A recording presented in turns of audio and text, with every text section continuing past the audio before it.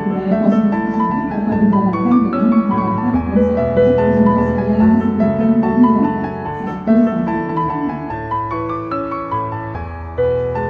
Yang pertama yang akan saya bahas di sini adalah disiplin positif. Disiplin positif merupakan suatu cara penerapan disiplin yang mengajarkan anak bertanggung jawab dan menggunakan kesadaran diri berdasarkan nilai-nilai kebajikan. Jadi nilai-nilai kebajikan bukan nilai-nilai kebijakan. Ini saya contohkan saja. Contohnya adalah budaya positif ini yang kita gambar di sini sudah kita terapkan adalah menyambut siswa ketika pembelajaran dimulai pada pukul 7.15. Jadi dari yang kecil-kecil dulu, karena kita menerapkan indikator untuk disiplin itu tidak perlu yang harus besar terlebih dahulu. Mungkin bisa kita awali dengan hal-hal yang kecil terlebih dahulu. Yang disiplin positif lebih ke arah disiplin diri terlebih dahulu ya, karena untuk mengontrol diri kita ini tidak bisa dikontrol oleh orang lain. Jadi disiplin positif ini lebih ke arah disiplin diri yang dapat mengontrol diri dalam melakukan segala tindakan. Jadi kita mulai diri kita sendiri dulu ya Bapak Ibu sebelum kita mengajak teman kita. Jadi memang di pembelajaran guru penggerak itu tidak pernah ada yang mengontrol orang lain. Jadi kita dulu saja yang memulai. Namanya kalau di pembelajaran ngobrol itu pertama kali yang harus kita kerjakan adalah mulai dari diri. Jadi penerapan disiplin positif itu dari diri kita terlebih dahulu, baru kita ajak teman-teman, tapi secara perlahan-lahan, tidak langsung ayo sekaligus kemudian penerapan disiplin positif itu kok itu guru penggeraknya nggak pernah membuat program, tidak seperti itu. Tapi intinya saya juga perlahan-lahan mulai membiasakan diri untuk membuat disiplin positif.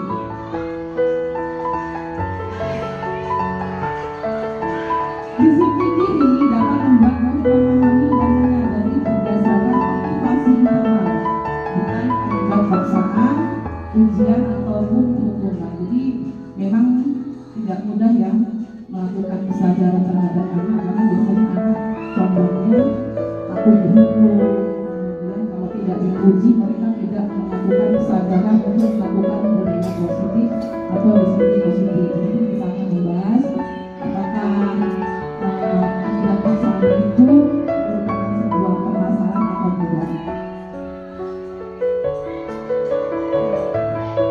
Jadi dari beberapa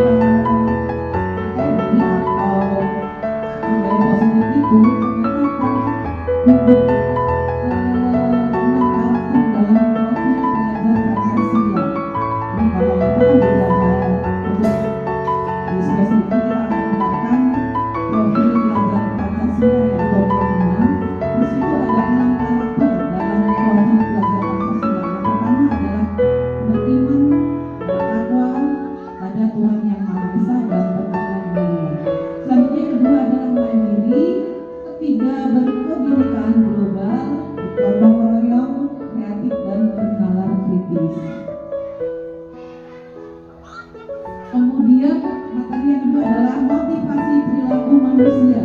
Di sini ada beberapa motivasi perilaku manusia. Yang pertama, untuk menghindari ketidaknyamanan atau hukuman. Selanjutnya yang kedua, untuk mendapatkan imbalan atau penghargaan dari orang lain. Yang ketiga, untuk menjadi orang yang mereka inginkan dan menghargai diri sendiri dengan nilai-nilai yang mereka percaya.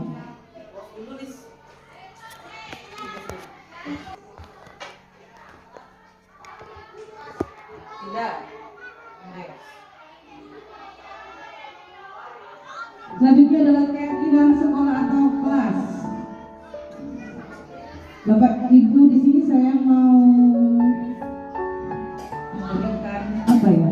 Kalau di kelas ini kemarin saya lihat karena saya guru itu sebagai guru kebersihan, ada beberapa kelas yang sudah menerapkan keyakinan sekolah atau kelas.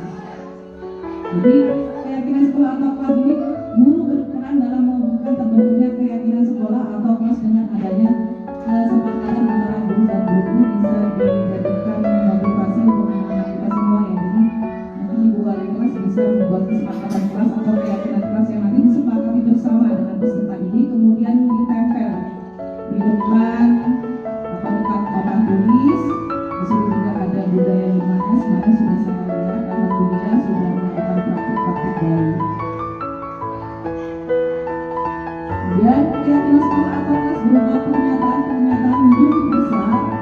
mudah diingat dan dipahami dan harus diterapkan di lingkungan sekolah.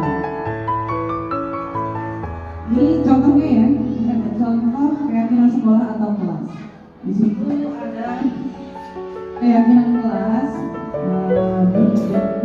tidak dengan kesepakatan kelas. Kalau yang di sampingnya itu adalah kesepakatan kelas dan yang di bagian kanan adalah keyakinan kelas. Jadi bisa membedakan ya mana itu kesepakatan kelas dan keyakinan kelas. Oke, seperti yang tadi saya introduksi kita sudah menguat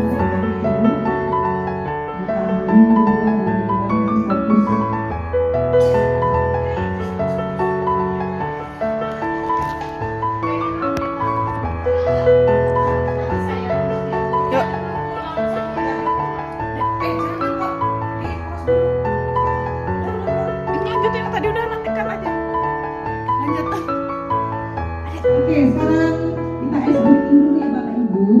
Jadi clue-nya, ini ada clue-nya. Ucapkan apa yang saya katakan. Clue-nya, ucapkan apa yang saya katakan. Oke, jadi ikuti saya dulu. Kita tepuk-tepuk ya. Bebek, ayam, ayam. Bebek, bebek, ayam, ayam. Bebek, ayam, ayam. Sekarang berapa jumlah bebek? Berapa jumlah bebek? Berapa jumlah bebek? Berapa ya? Berapa? Oke, kita ulangi lagi. Clue-nya ya. Ucapkan apa yang saya katakan. Berapa jumlah bebek? Oke, diulang lagi. Bebek, ayam-ayam. Bebek, bebek. Ayam-ayam. Bebek, ayam-ayam. Berapa jumlah bebek? 4. Jawabannya 4. Ayam, bebek, bebek. Berapa jumlahnya? 4. Salah. Berapa jumlahnya? Salah. Jadi diingat tadi clue-nya. Katakan apa yang saya ucapkan. Saya tadi mengatakan berapa jumlah bebek, bukan berapa angkanya. Berarti ya ikuti kata-kata saya, berapa jumlah bebek itu maksudnya. Oke, terima kasih tepuk tangan untuk semuanya. Selanjutnya.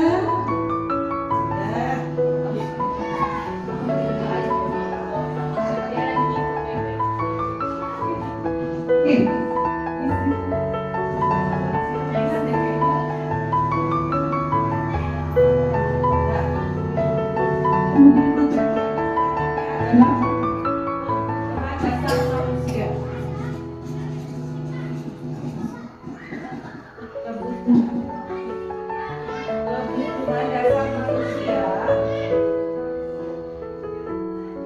Ternyata jika seorang murid melakukan sesuatu perbuatan yang bertentangan dengan nilai-nilai kebaikan atau kewajiban, hal itu sebenarnya dikarenakan mereka gagal memenuhi dasar kebutuhan.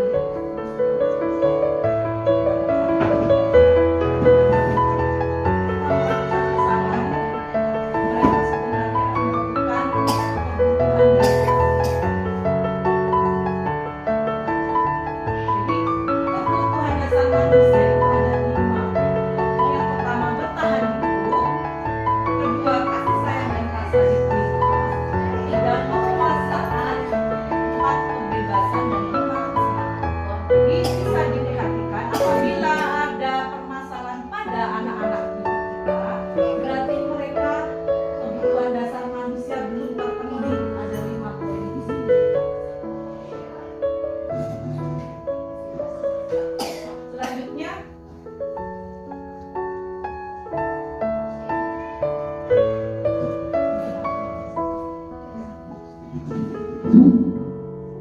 Ini ada contoh studi kasus ya. Studi kasus yang sudah saya lihat di sekolah atau di kelas. Ini saya pilih hanya beberapa sampel untuk kita analisis kira-kira dari 5 kebutuhan dasar manusia tadi dari peserta didik kita nanti, kira-kira kebutuhan dasarnya yang mereka belum ada apa? Jadi studi kasusnya di sini adalah Ibu Hafi, guru wali kelas 9, sedang bingung menghadapi ulah salah satu murid di kelasnya yaitu Ariel. Beberapa anak telah mengeluhkan Ariel yang seringkali meminta bekal makan siang mereka dengan paksa. Jika Anda menghadapi situasi seperti Ibu Hafi, apa yang akan Anda lakukan? Menurut Anda kira-kira apa alasan Ariel melakukan hal itu? Apa Bapak Ibu? Ada yang bisa membantu menjawab? Kira-kira dari studi kasus tadi, Ibu Hafi guru wali kelas 9 ini sedang bingung ini menghadapi ulah salah satu muridnya karena meminta bekal makan siang dari salah satu temannya dengan cara paksa. Jadi jika Anda menghadapi situasi yang seperti Ibu Hafi kasus tersebut, apa yang akan Anda lakukan? Bapak Ibu, kira-kira apa alasan kalian melakukan hal itu? Sekali bisa memberi tanggapannya kira-kira? Terima kasih kepada Ibu Ani yang telah memberikan kesempatan saya untuk menjawab terkait studi kasus yang dialami oleh Ibu Hapriuti. Kalau menurut saya, Ibu Hapriuti harus memanggil Ariel secara face to face dari hati ke hati untuk berkonsultasi dan berbicara supaya dia tidak merasa malu ataupun merasa meyakini merasa dihakimi. Jadi menanyakan apa alasan dia suka melakukan si anak ini dengan cara mengatakan itu alasannya apa? Apa mungkin dia tidak makan atau mungkin dia tidak punya rumah. Jadi kaitannya dengan sama Ibu Ani mungkin kebutuhan dasar mereka ini tidak terpenuhi gitu. Jadi sebenarnya bukan sepenuhnya salah Ariel, cuma mungkin cara Ariel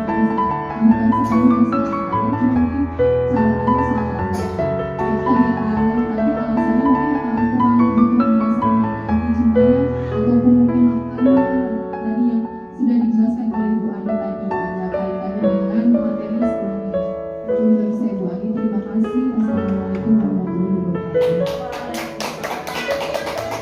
Oke, terima kasih Bu Ani atas tanggapannya luar biasa sekali di sini. Sudah Bapak Ibu berarti sudah memahami ya. Ternyata ketika anak mendapatkan sebuah tanpa sebuah kasus, kita gali dulu. Kira-kira mereka itu mempunyai kebutuhan dasar apa? Seperti yang sudah saya sampaikan tadi ada 5 ya.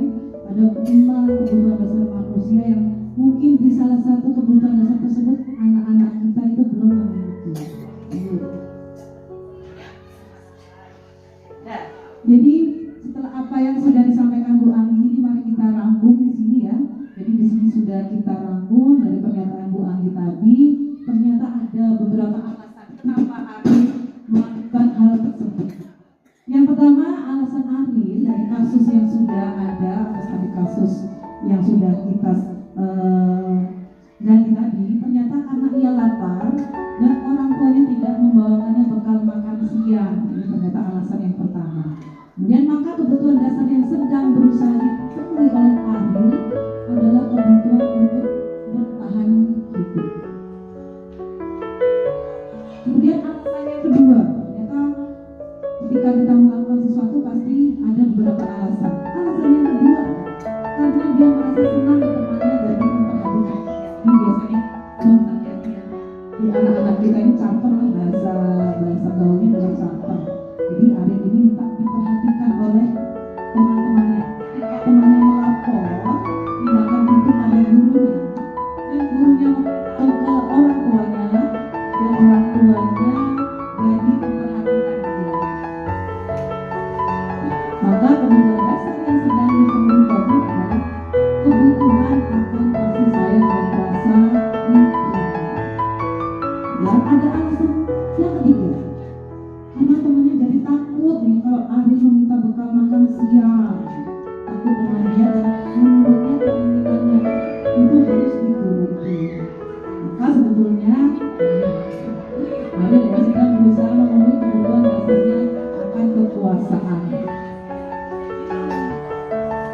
Dan alasan yang terakhir, karena dia merasa bosan dengan bekal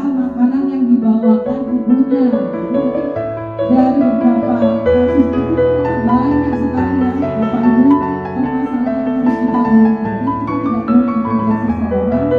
Jadi kita lihat dulu kebutuhan dasar anak ini apa saja. Karena dia merasa bosan dengan makanan yang dibawakan ibunya dari luar, itu merupakan pemicu ambil meminta paksa bekal dari temannya. Jadi ya, dia bosan namanya dengan itu saja. Kemudian melihat rekan-rekannya kok menunya beragam, sama seperti saya, dia biasanya seperti itu. Jadi mungkin dia kok menarik sekali menu yang dibawa oleh temannya itu. Kemudian dia ada rasa keinginan untuk meminta bekal yang sama. Kemudian karena itu dia ingin mencoba makanan teman-temannya yang beraneka ragam.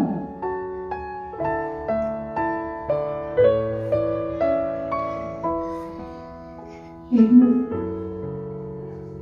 Jadi tadi dari kasus yang sudah kita selidiki ya tentang permasalahan Ariel, kita bisa melihat bahwa ternyata anak-anak kita yang harus kita perhatikan adalah kebutuhan dasarnya. Jadi kita sebagai guru mungkin harus punya feeling atau insting bagaimana cara kita menyelesaikan kasus tersebut. Apabila kasus itu ada di dalam kelas, Bapak Ibu saya mohon untuk diselesaikan.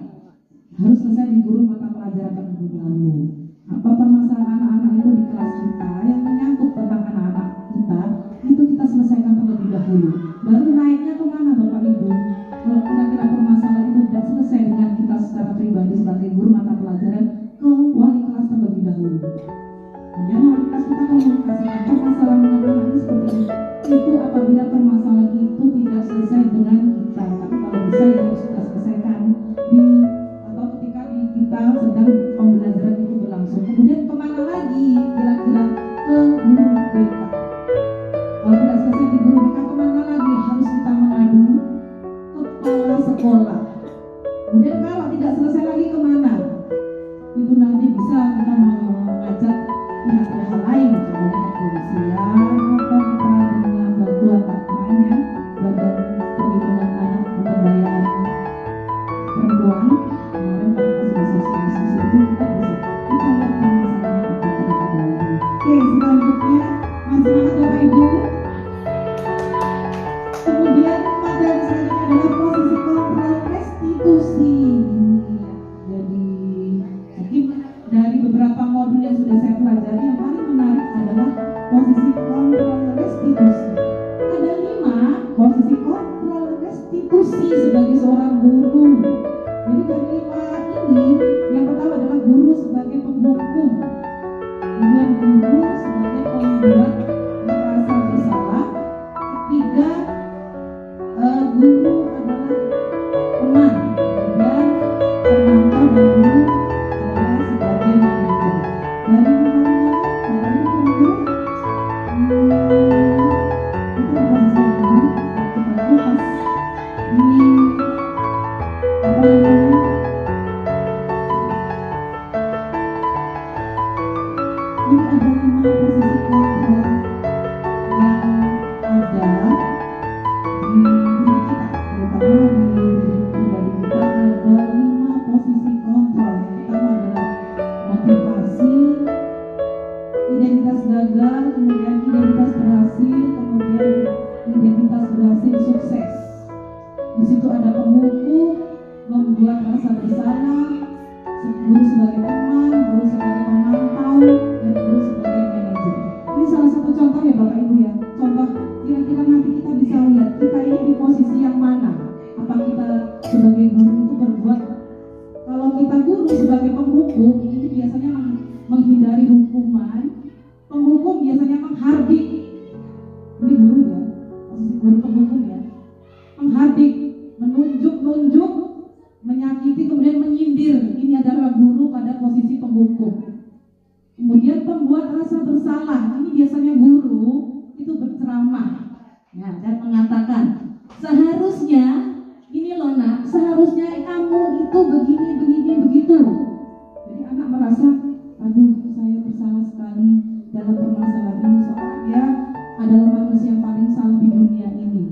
Kemudian biasanya dia bertanya, guru tersebut mengatakan kalimat seperti ini, ibu kecewa dengan kamu ya, padahal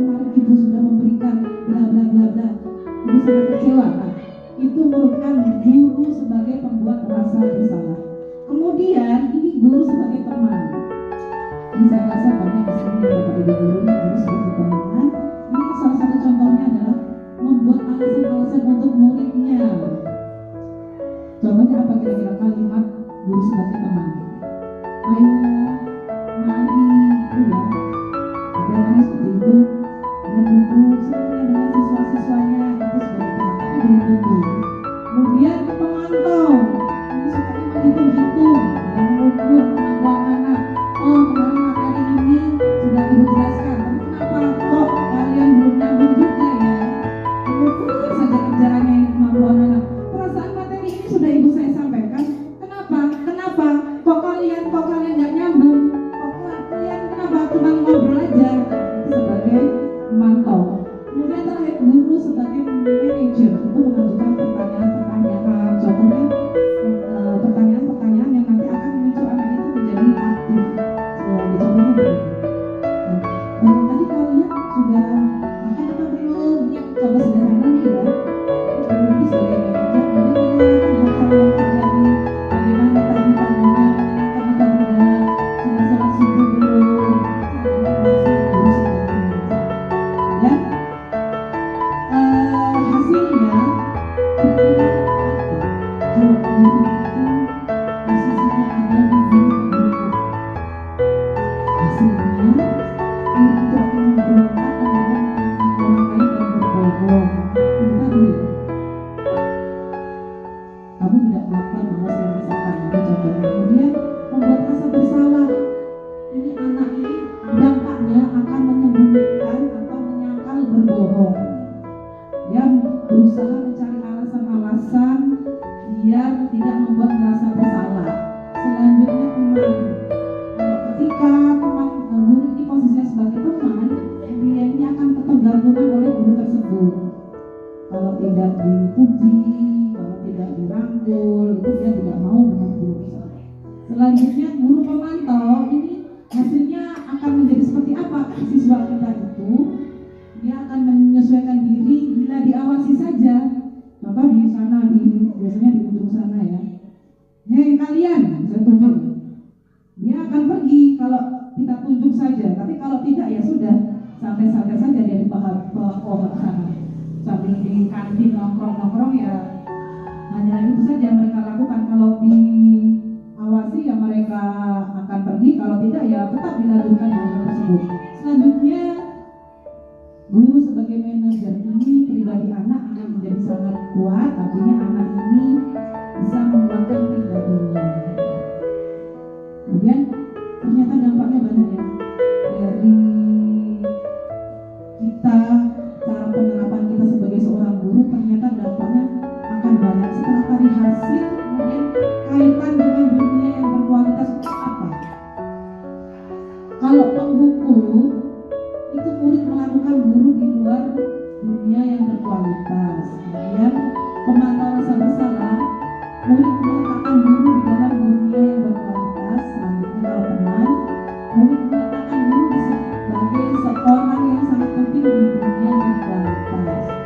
Atau murid meletakkan guru peraturan dan hukum di dunia yang berkualitas. Sebagai manajer, murid meletakkan dirinya sebagai individu yang masuk dalam dunia yang berkualitas. Contohnya apa sih? Kata-kata yang sering disampaikan oleh siswa. Biarin aja lah, nanti juga marah-marah lagi. Ini kalau kita sebagai guru penghukum, ini jadi anak itu bisa melihat kita loh. Kalau kita hobinya marah-marah dan menghukum, anak itu akan biarin aja lah, nanti juga dia marah-marah lagi. Jadi itu yang akan dipikirkan oleh anak-anak. Selanjutnya membuat rasa bersalah, kata-katanya maafkan saya, maafkan saya. Itu anak. Jadi guru sudah selanjutnya saya pikir bapak ibu teman saya ternyata kok begitu, jadi anak kecewa karena anak sudah menganggap kita sebagai seorang teman, tapi ketika kita melakukan hal-hal yang kurang baik dengan anak tersebut, dia akan kecewa dan mengatakan, saya pikir bapak ibu teman saya ternyata kok begitu. Oke, selanjutnya pemantau. Kalau kita pemantau, biasanya guru itu memberi catatan ya.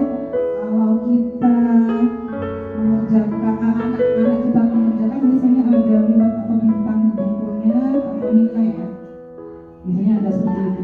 Jadi berapa banyak bintang yang saya harus peroleh, jadi yaitu sepertinya hanya mengharapkan bintang saja, bintang atau nilai tertinggi yang diharapkan dari seorang guru tersebut. Kemudian sebagai manajer, bagaimana caranya saya bisa memperbaiki keadaan?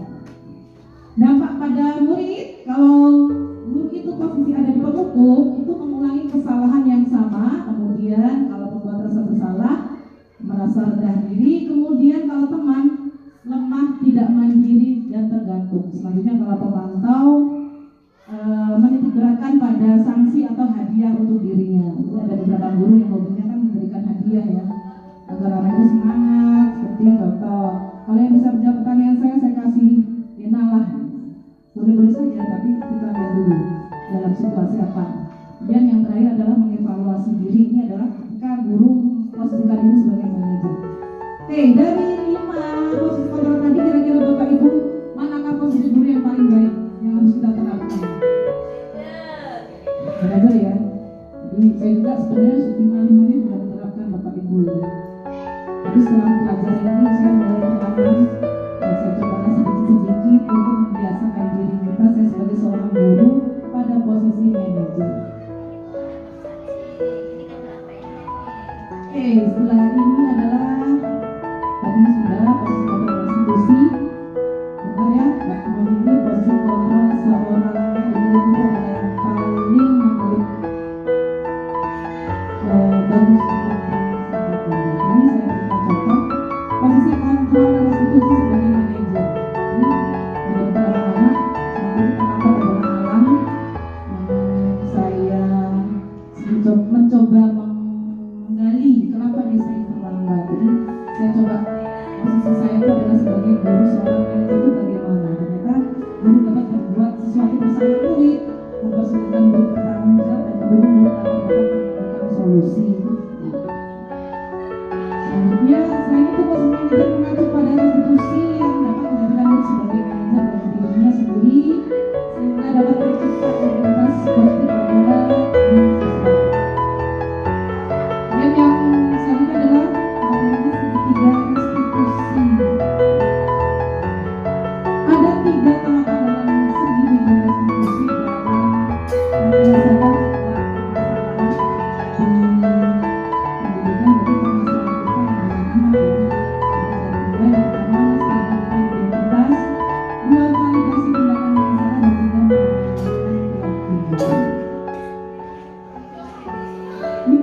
menstabilkan identitas itu dilakukan berdasarkan prinsip bahwa membuat kesalahan adalah bagian dari proses pembelajaran yang nantinya akan menggeser identitas gagal ke arah identitas sukses. Kemudian menstabilkan identitas itu yang pertama adalah berbuat salah itu hal yang manusiawi, tidak ada manusia yang sempurna. Kita pasti bisa menyelesaikan permasalahan ini. Bapak Ibu tidak tertarik untuk mencari tahu siapa yang benar ya. Jadi di sini kita tidak perlu tahu, kita tidak perlu jadi pengacara untuk diri sendiri, dan kita tidak perlu menjadi hakim untuk menyalahkan orang lain. Jadi siapa yang salah, Bapak Ibu lebih tertarik untuk menyelesaikan masalah ya. Jadi kita cari solusinya, bukan mencari siapa yang salah. Dan apakah kamu bersikap baik pada dirimu sendiri, kutanyakan. Yang terakhir adalah validasi tindakan yang salah. Validasi tindakan yang salah dilakukan berdasarkan prinsip bahwa setiap perilaku berupaya memenuhi suatu kebutuhan tertentu, sehingga guru atau orang tua akan bergeser dari pemikiran stimulus respon menjadi proaktif, serta lebih mengenali dan mengakui kebutuhan murid atau anak. Ini adalah validasi tindakan yang salah.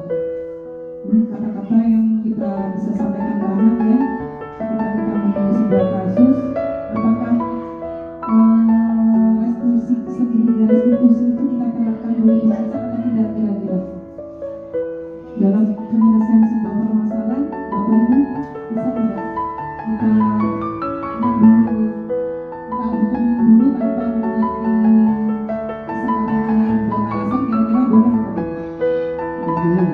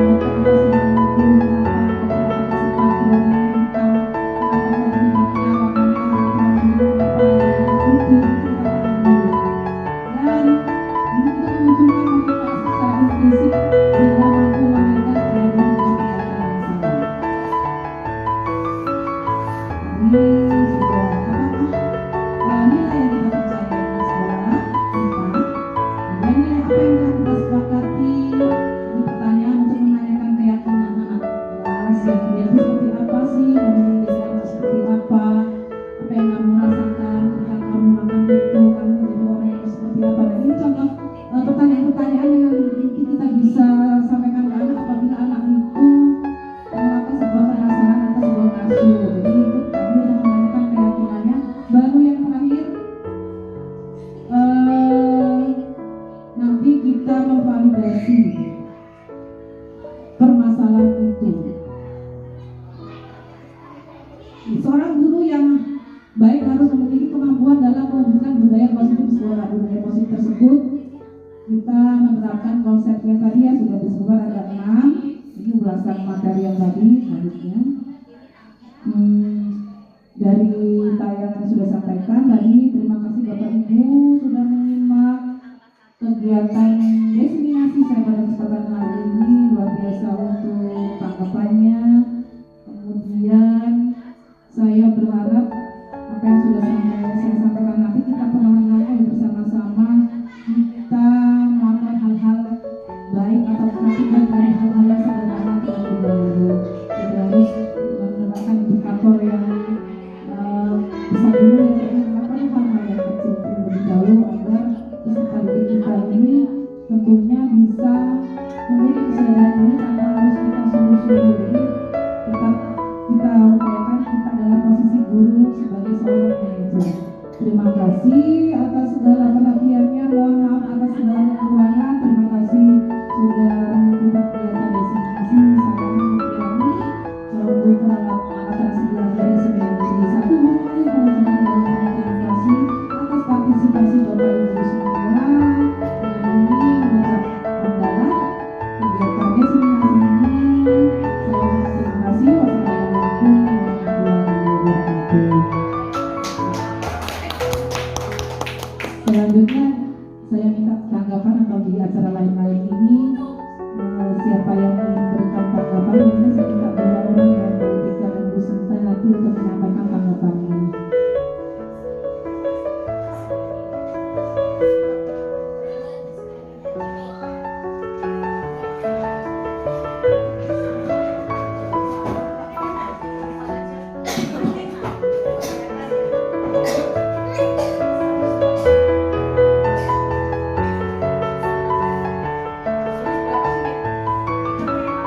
Nggak kelihatan.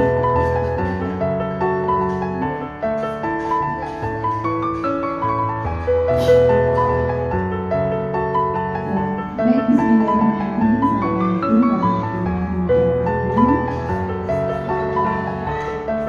Baik, Bapak Ibu semua, izin menyampaikan refleksi terkait tadi pemaparan yang sudah Ibu Ani sampaikan ya. Kalau guru putra angkatan 9 luar biasa ya, bagus sekali, sangat bermanfaat sekali. Refleksi yang saya dapatkan hari ini terkait dengan materi yang sudah disampaikan oleh Ibu Ani tadi, bahwasanya penerapan budaya positif atau disiplin positif itu sangat penting sekali, dan itu juga harus kita mulai dari yang terkecil ya Bu ya, karena dengan penerapan disiplin positif nanti akan membentuk sebuah karakter baik pada siswa-siswi kita, seperti tadi menyambut siswa, kemudian menerapkan 5S tadi. Nah itu sangat penting sekali dan alhamdulillah di sekolah kita sudah diterapkan ya Bu Ania. Kemudian terkait dengan keyakinan sekolah juga, dan sepertinya kita sebagai wali kelas juga ya Bu ya, kayaknya sepertinya ibu-ibunya sudah menerapkan keyakinan kelas. Nah itu sangat berguna sekali sebagai posisi kontrol bagi siswa, sehingga siswa nanti ketika dia proses pembelajaran di kelas bisa mengontrol dirinya sendiri, sehingga tahu aturan di kelasnya dan memudahkan setiap guru mapel untuk mengajar di kelasnya gitu, supaya dinamika di kelasnya itu menjadi baik, aktif. Kemudian kebutuhan dasar manusia, memang benar kata Bu Ani tadi sudah disampaikan, bahwasanya ketika kita menangani anak yang bermasalah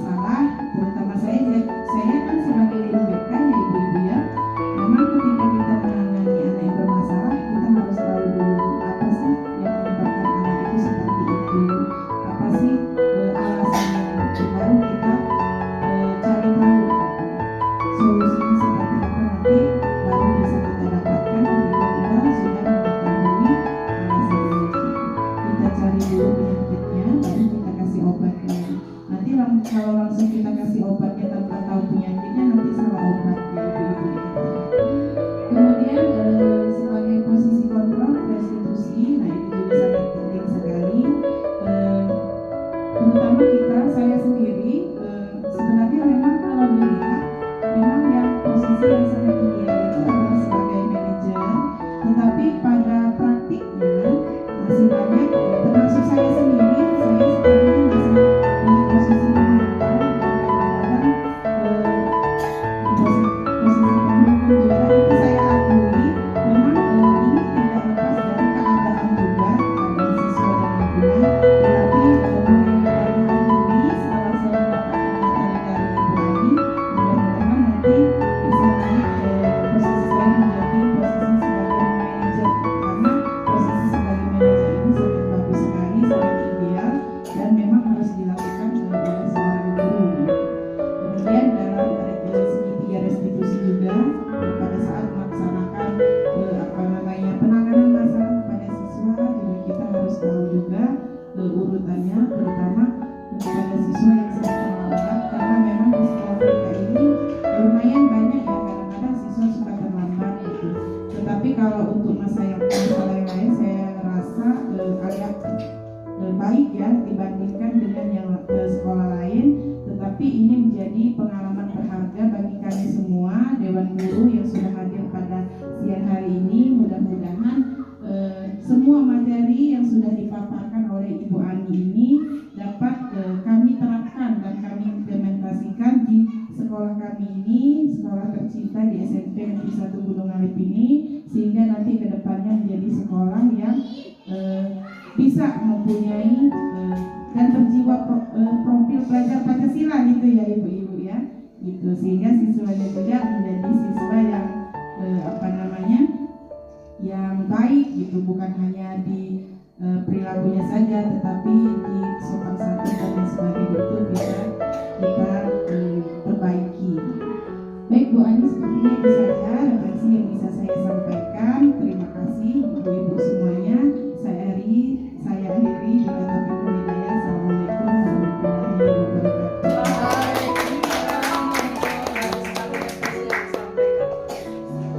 Selanjutnya saya minta Ibu Tika menyampaikan kasihnya kepada Desa Mias.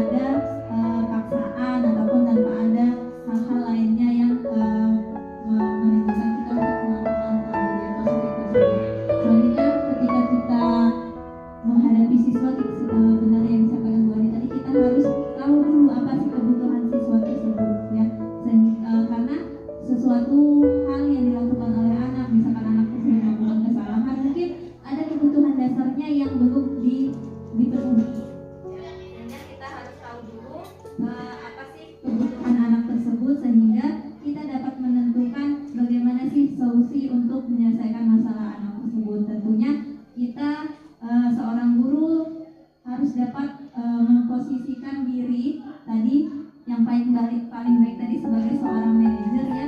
Jadi tidak langsung ketika anak membuat kesalahan tidak langsung menjudge kesalahan anak tersebut. Kita harus tahu dulu alasannya mengapa gitu. Terus kita harus untuk melakukan pemecahan masalah tadi yang telah disampaikan Bu Ani tadi, kita bisa menggunakan strategi restitusi seperti itu. Mungkin terima kasih Bu Ani atas penyampaian materi yang sangat luar biasa pada hari ini. Saya akhiri, wassalamualaikum warahmatullahi wabarakatuh.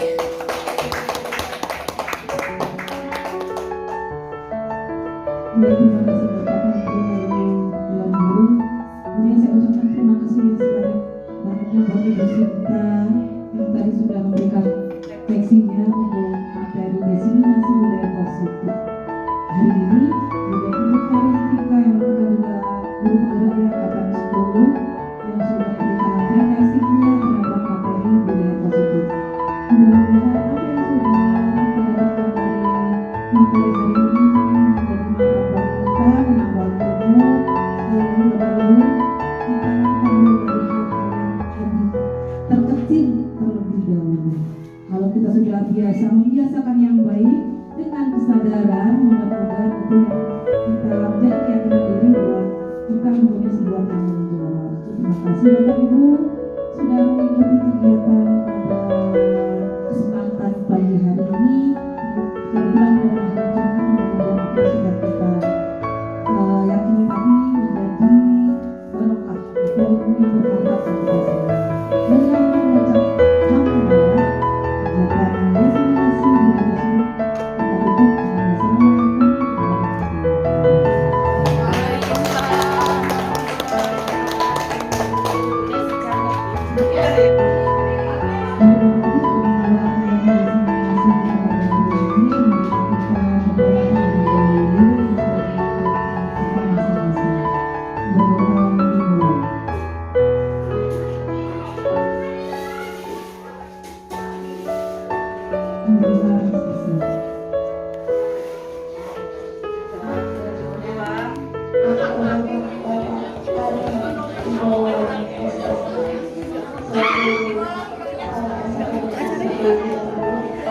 Assalamualaikum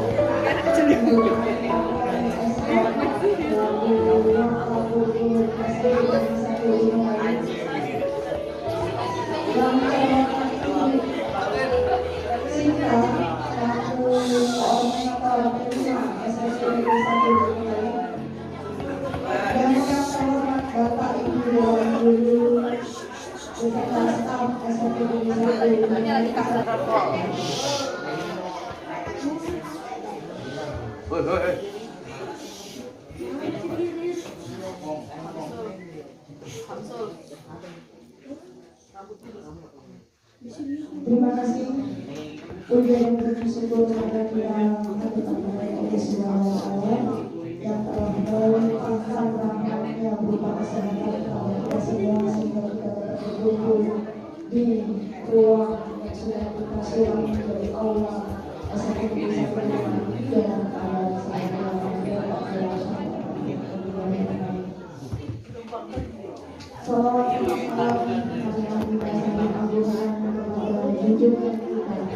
Nabi besar Nabi Muhammad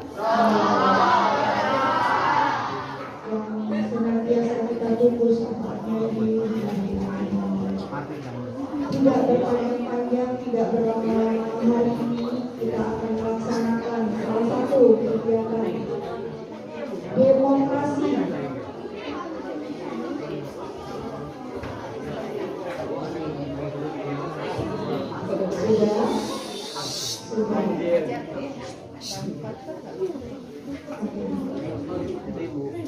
tidak ada lagi ya. Hari ini kita akan melaksanakan salah satu rangkaian demonstrasi di sekolah kita tercinta SMP Negeri 1 Rumah ini, di mana pada pagi hari ini kita akan menyaksikan beberapa rekan-rekan kalian yang merupakan kandidat ketua dan wakil ketua OSIS serta ketua dan wakil ketua LOGIS periode 2024-2025 untuk menyampaikan visi-visinya. Untuk hal tersebut kami mohon kesediaan Bapak Kepala Sekolah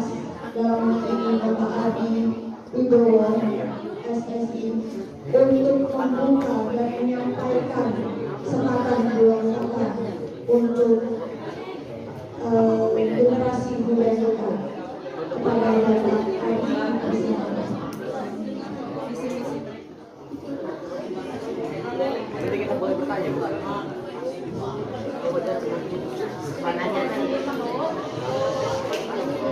Assalamualaikum warahmatullahi wabarakatuh.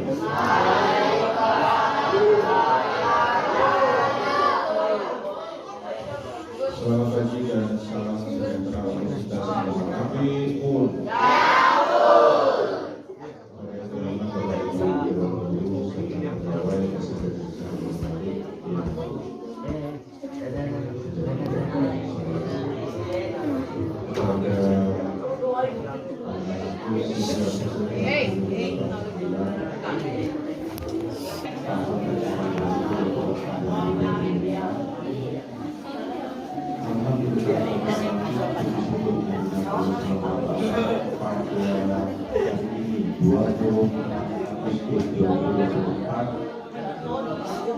Kita masih dalam kondisi sehat walafiat sehingga dapat melaksanakan aktivitas hari ini dalam kondisi sehat walafiat dan insya Allah dalam keberkahan dari Allah SWT.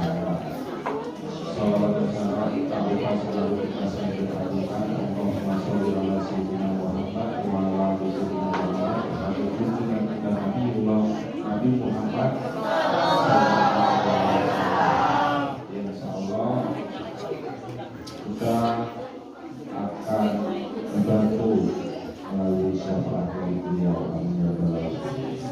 Bapak, Ibu guru serta pada hari ini kita bermasuk dalam proses belajar bagaimana dari pilihan cara mengumpulkan pilihan sesuai dengan keinginan dan kebutuhan kita. Setelah kita nanti melihat menyaksikan bagaimana proses penyampaian maksud dan tujuan dari beberapa calon teman-teman kalian yang akan menjadi ketua OSIS di tahun ajaran 2024-2025. Dalam kegiatan ini pun juga kita dapat belajar bagaimana cara mengungkapkan pendapat, bagaimana cara berbicara, bagaimana cara menyampaikan sesuatu di depan, di belakang. Tidak hanya bisa ribut di belakang, tetapi ketika harus bicara, ketika harus diminta ngomong, ketika harus diminta berarti. Kalau memang masih ada yang mau bisik-bisik dan masih mau ngobrol, Bapak persilahkan. Yang memang masih mau ngomong, coba silahkan yang memang masih mau ngomong, silahkan maju ke depan. Kemukakan apa yang kalian sampaikan di belakang, di depan. Pakai mic supaya terdengar semua.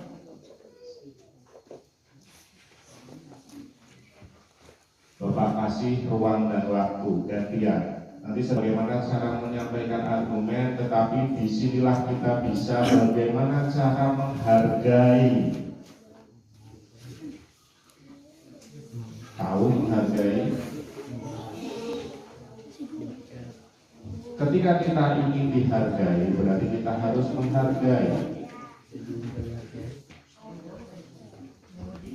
Karena itu merupakan pasangan. Ketika kita tidak mau dimarah, maka jangan memancing keributan.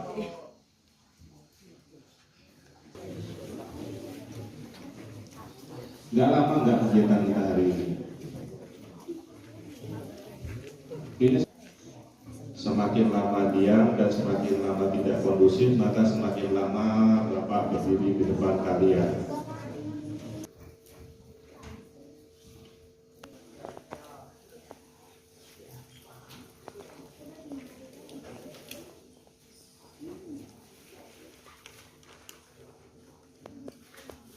Sudah.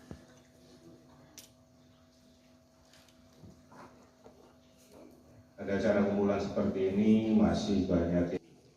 Ya. Hai. Penguatan, menguatkan, membangun kembali, memperkuat, memondasikan pelajar kalian, Pancasila itu dasarnya. Jadi ini satu kegiatan yang diinginkan, yang dibutuhkan untuk menguatkan.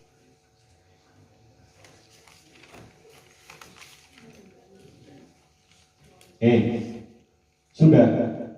Pancasila ini yang diharapkan oleh Kementerian Pemerintah Pusat, dalam hal ini disampaikan oleh Kementerian Pendidikan, bahwa diharapkan seluruh pelajar bisa memperdalam melalui suatu kegiatan untuk menumbuhkan yang dasarnya adalah Pancasila.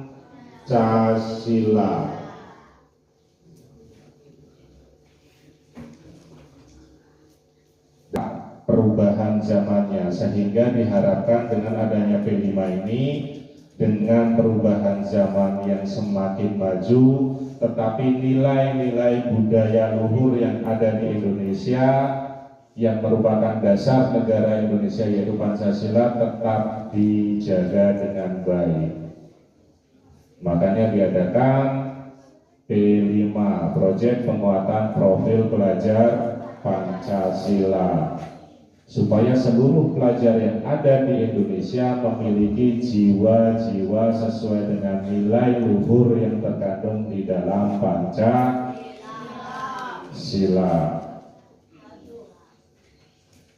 Harapannya sekali lagi, sedikit demi sedikit perubahan tetap ada, langkah maju tetap terlihat, tidak hanya jalan di tempat atau jangan sampai mundur. Jadi dari awal tahun ajaran 2024-2025, awal